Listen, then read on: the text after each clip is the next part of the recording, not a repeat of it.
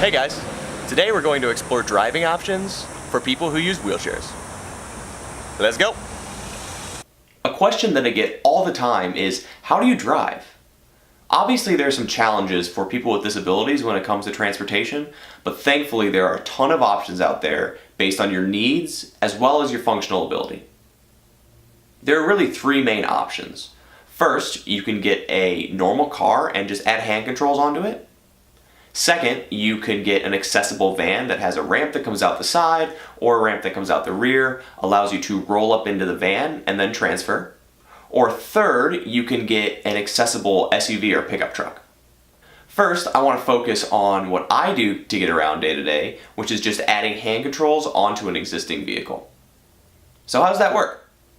Any type of vehicle can have hand controls added to it. So for the vast majority of people with disabilities, this is by far the most cost-effective solution. The downside of retrofitting an existing car is that you'll have to take your chair apart every time you get in and every time you get out. This can be kind of a big hassle, but if you have the ability to do it and it doesn't really bug you that much, then you can save yourself a ton of money and a lot of hassle dealing with a modified vehicle. Now for those people who don't have the ability or even the desire to tear your chair apart every time you get in and every time you get out of your car, then an accessible van or another kind of accessible vehicle is a great way to go. These accessible vans have a lowered floor and a ramp that comes out either the side or the rear. What this lets you do is just roll straight up in your chair, and you can either transfer to the driver's seat or you can just drive right from your chair. I wouldn't recommend driving from your chair if you use a manual chair though, however, because I tried it once and it was really terrifying. I felt like I was going to fall out the whole time, which really is not what you want to do, when you're 16 or 17 on your first time driving. Terrifying, all bad, don't even go there.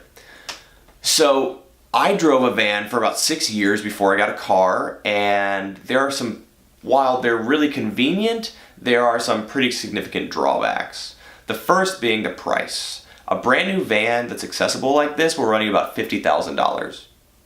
So unless you have that lying around, you're going to have to do some fundraising or take advantage of some government programs that are there to help you out.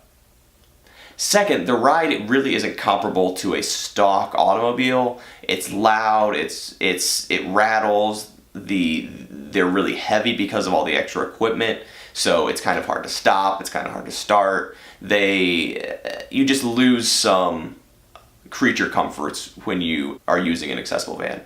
Lastly, as a teenager driving a minivan, you can lose some cool points, but if you don't really mind the social ding to riding around in a minivan and you don't have the ability or desire to transfer in and out of a car all the time, then accessible vans can be a great option.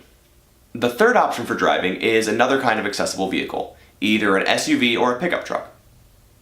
These vehicles have the driver's seat built so that it comes out and then lowers down to the height of a wheelchair transfer. And then they also have a crane in the back that will actually come out and grab onto your chair and bring it into the vehicle automatically.